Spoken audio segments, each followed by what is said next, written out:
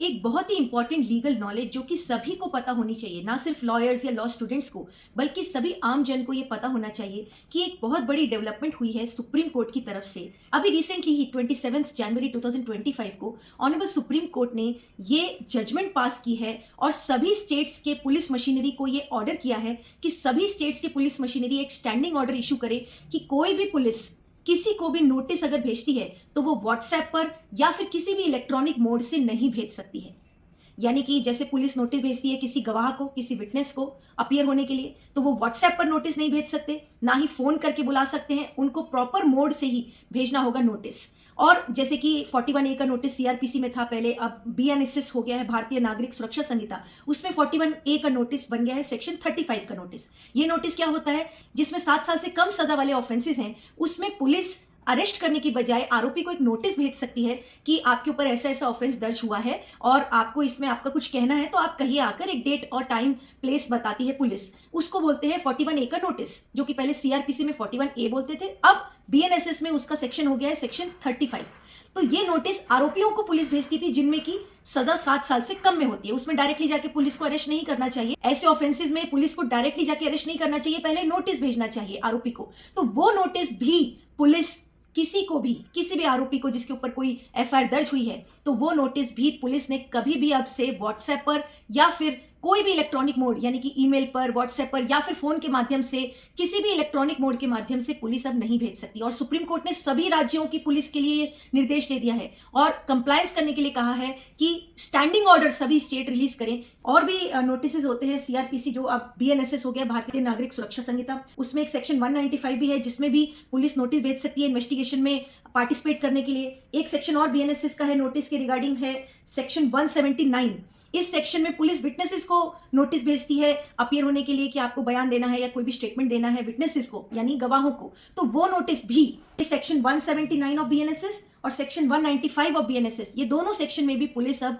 WhatsApp पर notice नहीं भेज सकती है। यानी कुल मिलाकर पुलिस ने अगर किसी को नोटिस भेजना है वो प्रॉपर मोड में ही भेज सकते हैं, जो कि लॉ में लिखा गया है। इलेक्ट्रॉनिक मोड से नहीं भेज सकते, यानी आपको बाय हैंड वो मिलना चाहिए नोटिस, फिजिकल नोटिस मिलना चाहिए। इलेक्ट्रॉनिक मोड पर अगर कोई आपको नोटिस भेजता है पुलिस, तो वो इलीगल है अब से। इसके 2 बड़े बेनिफिट हैं। एक तो नंबर 1 कि आजकल जो साइबर क्राइम इतने ज्यादा बढ़ रहे हैं, जिसमें कि लोग नकली पुलिस वाले बनकर लोगों को डर पैदा करते हैं और उनको बोलते हैं कि आप किसी ना किसी ऑफेंस में हो, फंस गए हो, आपके ऊपर कोई एफआईआर दर्ज हो गई है या आपका कोई पार्सल पकड़ा गया है कस्टम डिपार्टमेंट में, और वो नकली पुलिस की ड्रेस पहनकर भी डराने की कोशिश करते हैं। इस तरह के साइबर क्राइम्स बहुत ज्यादा बढ़ रहे हैं और हमने अपने चैनल पर उससे रिलेटेड बहुत सारी वीडियोज रिलीज की हैं, जिसमें लाखों लोगों ने उसको सुना है और समझा है और सीख लिया है कि किस तरह से ऐसे साइबर क्राइम्स को समझ लेना है और उनमें नहीं फंसना है। तो ये जजमेंट, ये जो रूलिंग ऑनरेबल सुप्रीम कोर्ट ने दी है, इससे सबसे बड़ा फायदा ये होगा कि नंबर 1, जो फेक पुलिस वाले बनकर फेक नोटिस बनाकर व्हाट्सएप पे भेजते थे, हमने एक वीडियो भी रिलीज की थी जिसमें कि हमारे एक जानकार के 19 लाख रुपए चले गए, उसको भी इस तरह का एक नोटिस बनाकर दिया था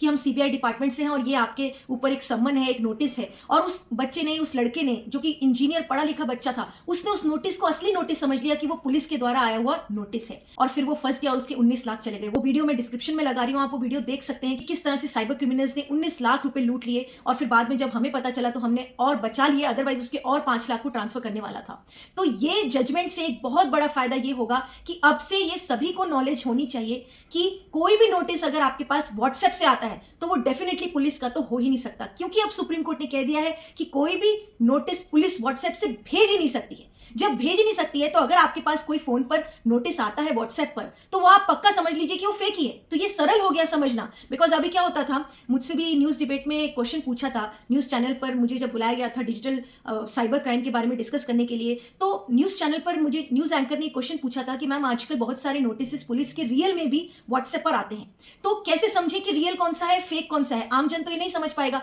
तो उस समय तक ये ऐसा होता था कि व्हाट्सएप पर नोटिस आते थे। तो उस समय तो मैंने न्यूज एंकर को ये जवाब दिया था, आप सुन सकते हैं यहां पर, कि मैंने ये जवाब दिया था कि यस, व्हाट्सएप से नोटिस अब आते हैं बिकॉज डिजिटल इंडिया के तहत ये सब हो रहा है। लेकिन समझने के लिए आपके पास कोई भी नोटिस आए तो आप किसी वकील से या किसी जानकार से, किसी एडवोकेट से पूछ लें कि क्या ये रियल है। और कुछ पॉइंट्स हमने वीडियो में भी बताए थे कि कैसे आप समझ सकते हैं कि ये रियल नोटिस है पुलिस का या फिर फेक नोटिस है साइबर क्रिमिनल्स का। तो अब वो झंझट खत्म हो जाएगा, बिकॉज अब सुप्रीम कोर्ट ने ये क्लियर गाइडलाइन दे दी है कि कोई भी नोटिस पुलिस ने व्हाट्सएप से भेजना ही नहीं है। तो अब ये डिफरेंस समझने में किसी को ये प्रॉब्लम नहीं आएगी कि फेक है या रियल है, क्योंकि अब कोई भी नोटिस व्हाट्सएप से आएगा तो वो पुलिस का हो ही नहीं सकता है। वो डेफिनेटली कोई साइबर क्रिमिनल फेक पुलिस बनकर फेक नोटिस ही भेज रहा होगा। दूसरा बड़ा फायदा इस जजमेंट का ये होगा कि फर्स्ट बेनिफिट तो मैंने आपको बताया कि साइबर क्राइम से रिलेटेड कितना रिलीफ होगा, लेकिन सेकंड बेनिफिट ये होगा कि कई बार पुलिस वाले क्या करते हैं कि जैसे किसी आरोपी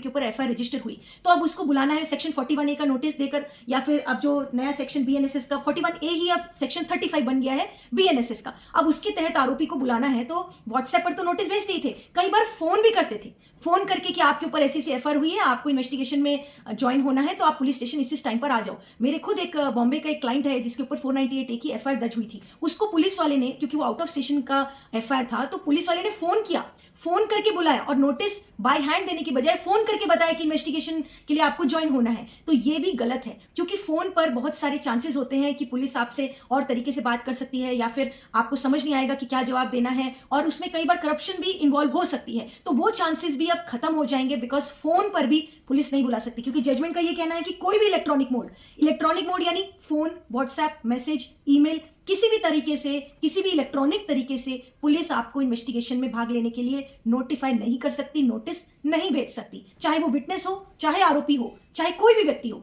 ये जजमेंट सब नोटिस के लिए एप्लीकेबल है। तो ये भी फायदा होगा कि अब पुलिस फोन करके किसी को इन्वेस्टिगेशन के लिए नहीं बुलाएगी, क्योंकि अब ये जजमेंट सभी स्टेट्स के लिए है, सिर्फ एक राज्य के लिए नहीं, सभी राज्यों के लिए है। तो इस जजमेंट के ये दो बड़े बेनिफिट्स हैं जो कि सभी को पता होने चाहिए, और इस जजमेंट का नाम है Satinder Kumar Antil versus CBI and another. ये जजमेंट का नाम मैं यहाँ कोट भी कर रही हूँ, बिकॉज हमारा फाइट फॉर राइट का ये मानना है कि लीगल नॉलेज, भले ही जो डीप लीगल नॉलेज है वो लॉयर्स और लॉ स्टूडेंट्स को रखनी चाहिए, लेकिन कॉमन नॉलेज सब सिटीजन्स को रखनी चाहिए। इसीलिए ये लीगल अवेयरनेस के वीडियोस हम रिलीज करते हैं, ताकि कुछ ऐसी चीजें जो कि कॉमन सिटीजन्स को पता होनी चाहिए वो सभी को पता रहे। क्योंकि देखो, लीगल नॉलेज, एक बेसिक नॉलेज ना होने की वजह से ही आजकल इतने सारे जो डिजिटल फ्रॉड्स हो रहे हैं, साइबर क्राइम्स हो रहे हैं, जिसको आजकल डिजिटल अरेस्ट नाम दिया जा रहा है, कि फेक पुलिस वाले बनकर फोन आते हैं कई लोगों के पास और कितने लाखों करोड़ों रुपए लोगों के डूब रहे हैं, लूट रहे हैं साइबर क्रिमिनल्स उनके। तो वो क्यों कर पा रहे हैं? क्योंकि आम जन को थोड़ी भी लीगल बेसिक नॉलेज नहीं होती है, और वो डर जाते हैं। कोई भी फोन आया पुलिस का या कोई भी ऐसा नोटिस आया, उनको लगता है ये रियल नोटिस है, ये रियल पुलिस वाले हैं,